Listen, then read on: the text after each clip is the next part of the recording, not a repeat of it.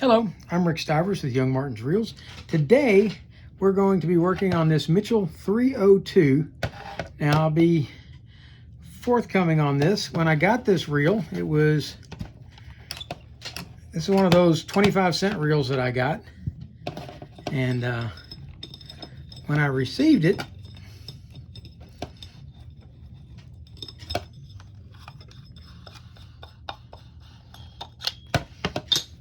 it was like that.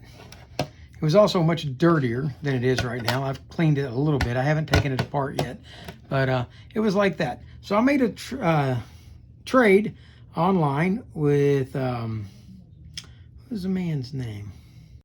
Yeah, I made a trade with a man online. His name was Shane, and I traded him 2 Mitchell 302 handles for a spool and a handle for this those were handles from a 300 for this handle and this spool for a 302. And we're going to see if we can get this tuned up, running good. It's got a couple of issues. One of them, I'll show you. Go ahead and put this on like so. And you may have just seen it right then as I was tightening it down.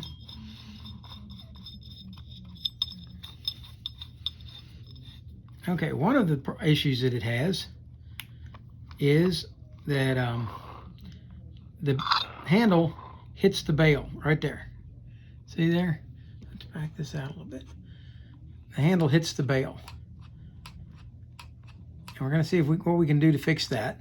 Another thing is pay close attention when this spool comes all the way down.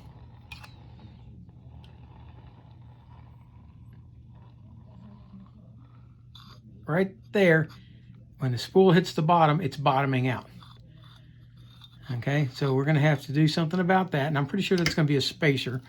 And I think the problem with hitting the bail is there's a bumper right here in the bail, and the bumper's worn almost completely away.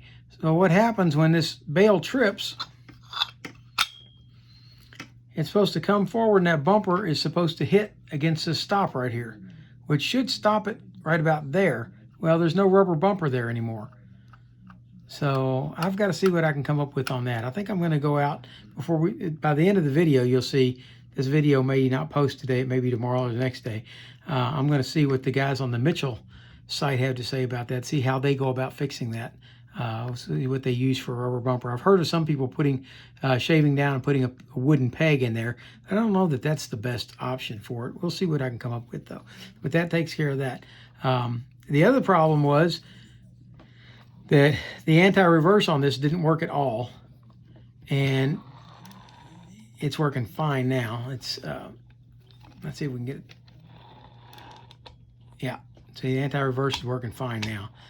It did not work at all. I took these 4 screws out last night, and there was a large quantity of grease right here that on the back side of this. It was completely caked around the anti-reverse ball, and the stuff was harder than wax. It was that hard. I had to kind of chisel it out using a screwdriver. But I got that cleaned up enough to at least make it operational today, and so the anti-reverse does work again. And we're going to clean it this time after we take it apart and see if we can fix that. So we'll be looking at seeing about the bail. We'll see about the spool hitting. I'm also missing 2 screws from this side. I'm going to see if I can locate some of those down in my parts bin. And one of the things I wanted to talk about today, and I'm only going to give this a quick plug, is this is my wire brush. I've been using this wire brush for a while, and you can tell looking at it that it's pretty much worn down to nothing. And so it wasn't hardly cleaning very well anymore. So I went out on Amazon and picked me up a whole box of these. There. And it was little on nothing. I think it was like $14 for a whole box. So now I'm going to be back up and running again on my wire brushes. The other thing that I was getting light on is these hemostats, and this pair here, if you look at them, they're bent here on this end, and they've been straightened a few times. The other day I went to pick something up and they were bent out enough to where I couldn't even grab hold of a piece of fishing line with it. So I bent it back in, but I could tell that they weren't far from this world. And this was the last pair I had left. So I went out again on Amazon, and for $9 I got those. So they're very handy to use, and they're nice to have. So I recommend, if you don't have any hemostats, that you go pick you up some, because they are very handy when you're doing reel repair. So let's get started. First thing we're going to do is take this spool off. Now the whole spool comes off. Here's the thing. You can take it off by unscrewing this all the way and then pulling this off, pulling the spool off, but then the center shaft of the spool stays on. But if you unscrew the entire spool, then the whole thing comes off, like so. All right. Next thing we're going to do is take the handle off. Now, I got myself in trouble. I kind of say yesterday, but yesterday's when I fixed the trouble. I actually got myself in trouble 4 months ago when I did the, well, I know it was a 2210. Anyway, I was doing a reel, and I got to myself in the habit of not taking these bales apart. And that's great. When you're doing a regular service, most of you will never ever need to take these off. But occasionally somebody's going to do it, or somebody's going to have a bale spring break or something else. If I don't cover that in my video, then people come back to me like this time 4 months later and say, hey, explain to me how you're supposed to do that bale spring. And I have no way of getting it to them if I don't have the reel anymore.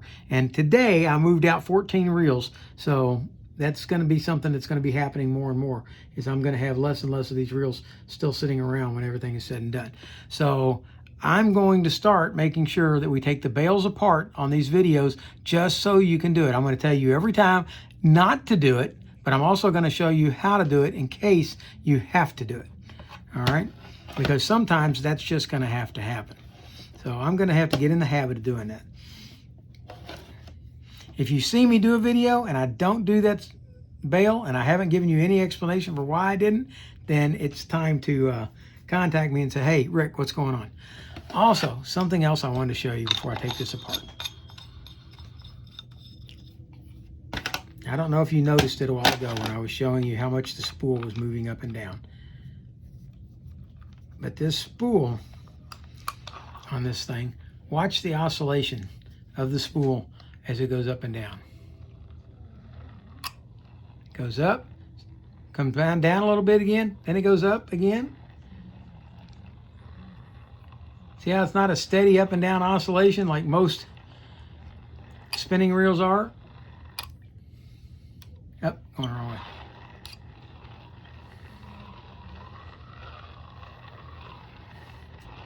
All right, you're going to see in a few minutes why that is. There's a very intricate series of gears inside here that cause that motion, and you definitely want to pay attention as you take it apart.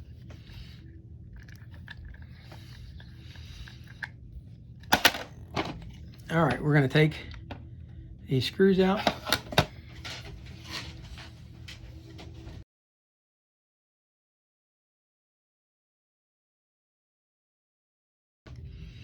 All right, before I take this last screw out, I want to show you, we've got the anti-reverse disabled. Okay. All right, just got those 4 screws out. Now we're going to pull the side cover. Now, when I took this off last night, all of this was completely hidden. You couldn't see anything. You couldn't see any gears, no springs or anything. All right, so I took this gear assembly out, like so. And I could see right here, but all the rest of this was completely caked up in grease. And so as I went to scrape the grease out, I scraped over here and popped this off, and that spring shot up like that. And I was like, ooh, wonder how that went on. Well, I'm going to show you how it goes back together. All right. So that's completely taken apart there. Nothing else there will come apart. Everything else is riveted or snap capped in place. So we're not taking anything else off. So we're going to scrub this up, get it cleaned up, and we'll come back to that.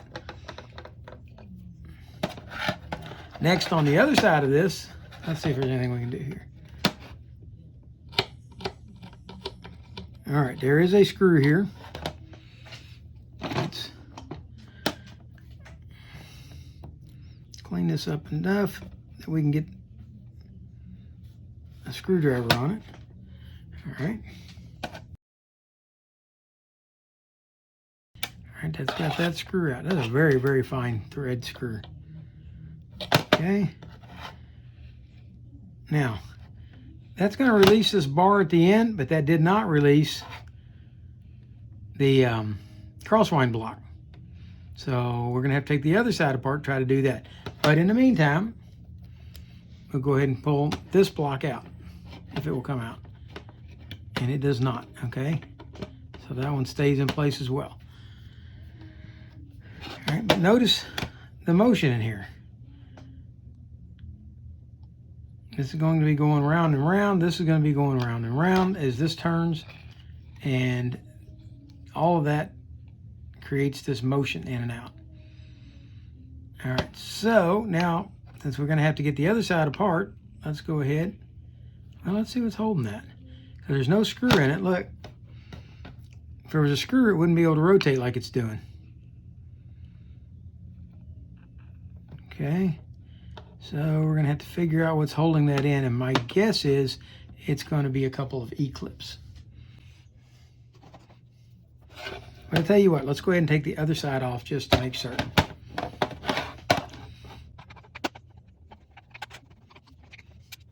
And that is not the right screw for this side.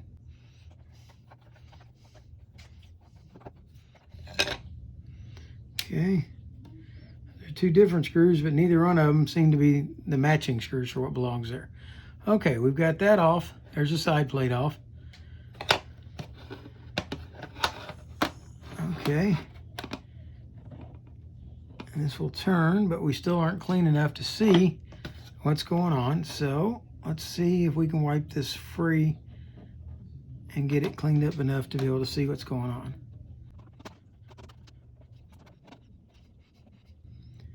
All right, well, this looks like a perfect opportunity to spray this down a little bit and scrub it, see if we can't figure out what's going on in there. And notice that this piece fell out.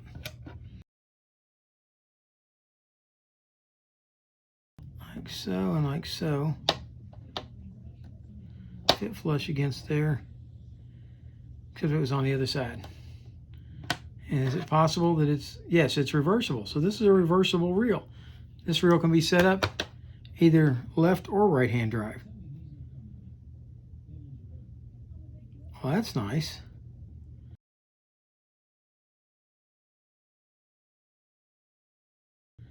Okay, I think I'm starting to see a C-clip over here. But let's go ahead and spray this and scrub it down a little bit.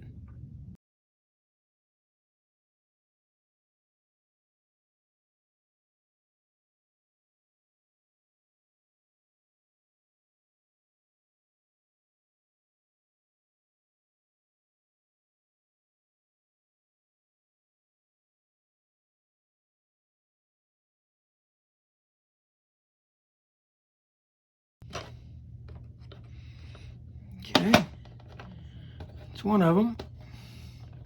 Wow, and it's not even a regular C-clip, it's a wire clip. So that's going to make it a little harder to put back in.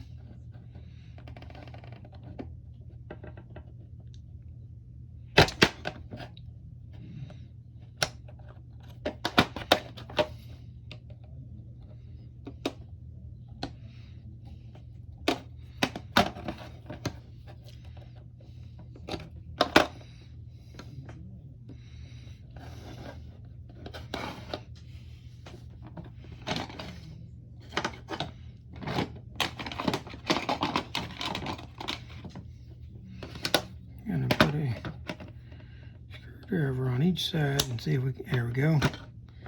That popped it down and out of there. There it is. All right, there's those two clips. With those done, this should now come out if it can get past all of this caked on stuff here.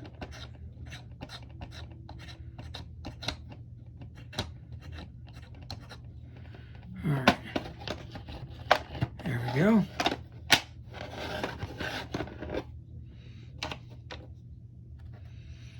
Took it out.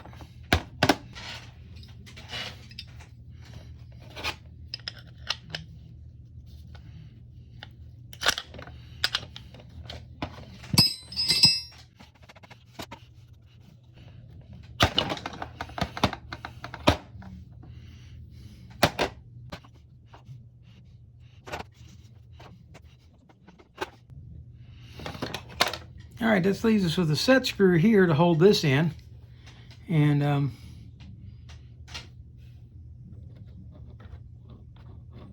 that is a roller bearing, I'm pretty sure, in there. And it sounds horrible. So we're going to see if we can get it out of there. It appears that it has been visited by Mother Rust.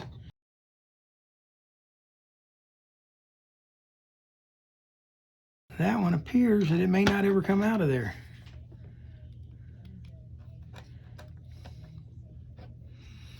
Well, I'll tell you what, let's put some soak in it. Let it soak for a while.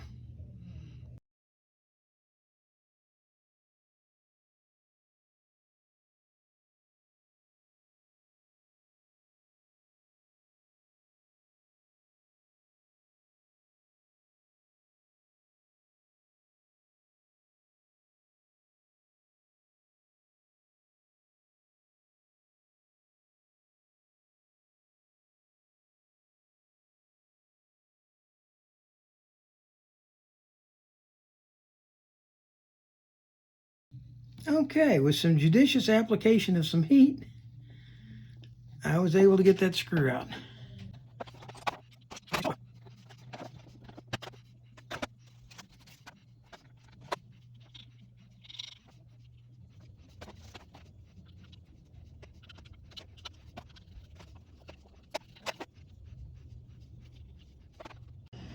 All right, I think that's about enough torture for one day. That's going to be the first part of this video, and that was with this reel.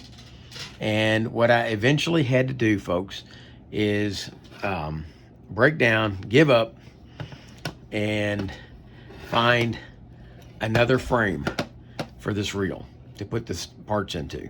I went over to Dennis at Second Chance Tackle, and he was able to source me a good used frame and a good used bearing, and the frame has screws that will actually go in and out so that we can take this bearing in and out. If you look, well, I say it will. There you go. There's our roller bearing, which would not come out of this other reel. And we are going to, in the second video, go through and perform this. We're going to do a frame swap on it. So we're going to start taking that apart all over again, put all this back together, and hopefully get a good functional reel. The only thing that's going to be missing, and I'm going to tell you about it now, in case I forget in the next part, is that the bumper for right here. I do have one of those on order. They are available on eBay. I ordered one, but it won't be here before this video gets posted. Basically, all you have to do is pop that one out, pop the new one in, and you've got a new bumper. So that's the end of part one. I'm going to come back to you in part two. That was almost 3 weeks ago that I started this, and now we're going to come back, reaccomplish it, start again, and we're going to call this the fail, and the next one's going to be the success. All right. For now, that's Rick Stivers with Young Martin's Reels signing out.